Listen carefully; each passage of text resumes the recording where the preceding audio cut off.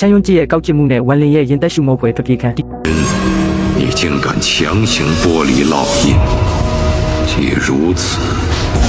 我便留不得你。ဒီနေ့မှာတော့ကျင့်စဉ်လောကရဲ့အကောက်ကျစ်ဆုံးဆရာကြီးလို့ပြောလို့ရတဲ့ချမ်းယွန်းချင်းနဲ့ငါးချင်းစီနဲ့ငါးချင်းပြန်ကြော်ခံရတော့မယ့်ကြားကရုံထွက်ခဲ့တဲ့ဝန်လင်တို့ရဲ့အားပြိုင်မှုကိုပြောပြပေးသွားမှာပါတကယ်တော့ချမ်းယွန်းချင်းဆိုတာဆရာကောင်းတစ်ယောက်လုံးဝမဟုတ်ဘူးပြသူကတပည့်တွေကိုပညာသင်ပေးတယ်ဆိုတာတကယ်တော့ဝက်ချံပိုင်ရှင်ကဝက်တွေကိုအစာကျွေးနေတယ်လို့မျိုးပါပဲသူ့ရဲ့ရည်မှန်းချက်ကကူပေးမယ်လောကတစ်ခုလုံးမှာအနိုင်မဲ့တဲ့ကောင်းကင်ဘုံတရား Heavenly Fate ဖြစ်လာဖို့ပဲအဲ့ဒီအတွက်သူကဘဝပေါင်း100ချီပြီးနိုးထခြင်းတွေကိုလှုပ်ဆောင်ရတယ်အဲ့ဒီလိုနိုးထဖို့အတွက်လိုအပ်တဲ့ကျင့်စဉ်အနှစ်သာရ Horizon Power တွေနဲ့တွေးသားစီနှစ်တွေကိုသူကဘဲကရလဲဆိုတော့ဟုတ်တယ်သူ့ရဲ့တပည့်တွေစီကနေပြန်လိုက်စားတာသူ့မျက်လုံးထဲမှာတပည့်ဆိုတာချစ်ခင်ရမယ့်သူတွေမဟုတ်ဘူးအချိန်တန်ရင်အိုးထဲထက်ချက်စားရမယ့်အာဟာရတုံးတွေတက်တက်ပဲချမ်းယွန်းချစ်ကအရန်ပါနဲ့တယ်ပြသူကတပည့်တယောက်ချင်းစီရဲ့ပါရမီနဲ့ကွက်တိကြမဲ့ကျင့်စဉ်တွေကိုမြစ်တာနဲ့ပေးတယောင်လုပ်တယ်ဒါပေမဲ့အဲ့ဒီကျင့်စဉ်တွေထဲမှာဝိညာဉ်တစိတ်ဆိုဘရန်တွေကိုပို့ထည့်ထားတာတပည့်တွေကဆရာကျေးဇူးကိုအောက်မေ့ပြီးစူးစမ်းပန်းစားကျင့်ကြံလေးအဲ့ဒီတစိတ်ကသူတို့ရဲ့ဝိညာဉ်တွေကိုပို့ပြီးနက်နက်ရှိုင်းစိတ်ဝင်သွားလေးပဲကျင့်စဉ်အထုပ်ထိပ်ရောက်ပြီးဆိုတာနဲ့အဲ့ဒီတစိတ်ကဝိညာဉ်ကိုဝါမျိုးလိုက်ပြီးတပည့်ဟာအတိစိတ်မဲ့သွားတော့တာနောက်ဆုံးမှာတော့ချမ်းယွန်းချစ်ရဲ့ဘိုက်ထဲကိုအလိုလိုအနှင်းလိုက်ရတော့တာပေါ့ဝန်လင်ကျင့်ရတဲ့တက်ဖြတ်ခြင်းရှေ့ပြေးကျင့်စဉ်ဆိုတာကလည်းချမ်းယွန်းချစ်ကဝန်လင်အတွက်တီးတက်အသားတိုးစာဖြစ်တီထွင်ပေးထားတာဝန်လင်ကတက်ဖြတ်ခြင်းအငွေတက်တွေကိုတန်းနဲ့ချီစူးစောင်းမိတဲ့နေ့ဟာသူအစားခံရမယ့်နေ့ပဲဒါပေမဲ့ချမ်းယွန်းချစ်မတွက်မိတာကဝန်လင်ဟာသူထင်တယ်လို့ဦးမတိုးဘူးဆိုတာပဲဝန်လင်ကနတ်ဆိုးနတ်ဝိညာဉ်နဲ့မြေရဲ့အမွေနှစ်တွေထဲမှာတင်ဒီဖိုးကြီးရဲ့ကောက်ကျစ်တဲ့လှုပ်ဝက်ချက်ကိုစတင်ရိပ်မိခဲ့တဲ့အဲ့ဒီနောက်အယုံဦး6နက်ထဲမှာတပည့်ချင်းဖြစ်တဲ့တူကျွမ်းစီကနေဆရာကတပည့်တွေကိုအရှင်လက်လက်စားပစ်တာငါကိုယ်တိုင်မြင်ခဲ့တာဆိုတဲ့တက်တီခိုင်ခိုင်လုံလုံရသွားခဲ့တဲ့အဲ့ဒီအချိန်မှာဝန်လင်ရဲ့ရင်ထဲမှာရှိခဲ့တဲ့မြဆရာအပေါ်ကြီးညိုမှုတွေအကုန်လုံးဟာရေခဲတောင်လိုအေးဆက်သွားတော့တာပေါ့ဒီဖိုးကြီးကငါ့ကိုပညာသင်ပေးနေတာမဟုတ်ဘူးငါ့ကိုနိုးဆိုးဝက်ကင်လုပ်ဖို့ပြင်နေတာပဲဆိုတာသိလိုက်ရပြီးလေဝန်လင်ကချမ်းယွန်းချစ်ရဲ့ထိန်းချုပ်မှုကိုစန့်ကျင်ပြီးသူ့ဝိညာဉ်ထဲမှာဆွဲနေတဲ့တစိတ်တွေကိုအတင်းအဓမ္မခွာချလိုက်တဲ့အခါမှာတော့ချမ်းယွန်းချစ်တယောက်ယူမတက်ဒေါသထွက်သွားတော့တာပဲဘာလို့လဲဆိုတော့ချမ်းယွန်းချစ်ကကိုအရာကိုတွက်ချက်နိုင်စွမ်းရှိသူလို့သတ်မှတ်ထားတာကောင်းကင်အလိုတော်ကငါလက်ထဲမှာပဲဘယ်သူမှငါအကွက်ကိုမကြော်နိုင်ဘူးလို့ယုံကြည်ထားတာအရင်တုန်းကလည်းဆွန်းယွန်းဆိုတဲ့တပည့်ကတခါဒီလိုမျိုးထွက်ပြေးဖို့စူးစမ်းခဲ့ဘူးတယ်အဲ့ဒီတုန်းကချမ်းယွန်းချစ်ကအတင်းလိုက်ဖမ်းပြီးစားပစ်ခဲ့ရလို့သူ့ရဲ့ကျင့်စဉ်လမ်းမှာအနာအဆတွေဖြစ်ခဲ့ဘူးတယ်အခုဝန်လင်ကလည်းအဲ့ဒီအတိုင်းထက်လုတ်ပြန်ပြီးဒါကြောင့်ချမ်းယွန်းချစ်ကဒီတစ်ခါမှာတော့အမှားမခံတော့ဘူးဆိုပြီးနတ်ဆိုးနယ်မြေတွေကို10နှစ်စောပြီးဝင်လာခဲ့တာသူ့ရဲ့ရည်ရွယ်ချက်ကဝန်လင်ကိုအရှင်လက်လက်ပြန်ဖမ်းပြီးသူ့ရဲ့ကျင့်စဉ်လမ်းမှာဖြစ်နေတဲ့အကြောင်းတွေကိုပြန်ဖာထေးဖို့ပေါ်ဇလန်ကဒီမှာတင်အထုပ်ထိပ်ရောက်သွားတာဗျချမ်းယွန်းချစ်ကတပည့်အုပ်စုကြီးနဲ့နတ်ဆိုးနယ်မြေတွေကိုဝင်လာတဲ့အချိန်မှာပဲဝန်လင်ကအယုံဦး6နဲ့ရဲ့အောက်ဆုံးကဝဲကတော့ကြီးရှိမှာစောင့်နေတာချမ်းယွန်းချစ်ရဲ့မျက်စိရှိတင်ဝန်လင်ကဘာမှတွန်းဆုတ်မနေပဲအဲ့ဒီဝဲကတော့တဲကိုခုန်ချပြီးရော်ချန်ကျေစုနယ်မြေဘက်ကိုထွက်ပြေးသွားတော့တာပဲအဲ့ဒီညခင်ကွင်းကိုကြည့်နေရတဲ့ချမ်းယွန်းချစ်ရဲ့ဒေါသကတော့တမိုင်းမှာအမြင့်ဆုံးပဲအရာကိုငါလက်ခုပ်ထဲကရေးလို့ထင်ထားတဲ့အဖိုးကြီးဟာအနုဆုံးနဲ့အရသာရှိဆုံးသားကောင်ကသူ့မျက်စိရှိတင်လစ်ထွက်သွားတာကိုဘာမှလုပ်လို့မရပဲကြည့်နေရရုံပဲအဲ့ဒီလိုပထမဆုံးအကြိမ်တွက်ကင်းရွဲသွားတာဟာချမ်းယွန်းချစ်ရဲ့အနာဂတ်မှာဖြစ်လာမယ့်ပြတ်သုံးမှုတွေအတွက်ဏ္ဍာန်ပဲတစ်ကွက်မှရင်အကွက်တိုင်းမှတော့တာပဲဝန်လင်ရော်ချန်နယ်မြေရဲ့ကိုခြေချလိုက်တဲ့နေ့ကစပြီးချမ်းယွန်းချစ်ရဲ့စီစဉ်ထားတဲ့စစ်တူရင်ခုန်ကြီးဟာတစ်ခုပြီးတစ်ခုပြိုလဲသွားပါတော့တယ်ဗျာကဲဒါကတော့ဝန်လင်ကသူ့ရဲ့ဆရာတူကြီးကိုဘယ်လိုမျိုးဒေါသထွက်အောင်လုပ်ပြီးထွက်ပြေးခဲ့တယ်လဲဆိုတဲ့အကြောင်းအရာပါပဲနောက်ထပ်ဝန်လင်ကရော်ချန်နယ်မြေမှာဘယ်လိုတွေဆက်ပြီးကြားဦးမလဲဆိုတာနောက်ထပ်ဗီဒီယိုတွေမှာစောင့်ကြည့်ပေးကြပါဦးလက်တွေ့ဘဝမှာလည်းတချို့ဆ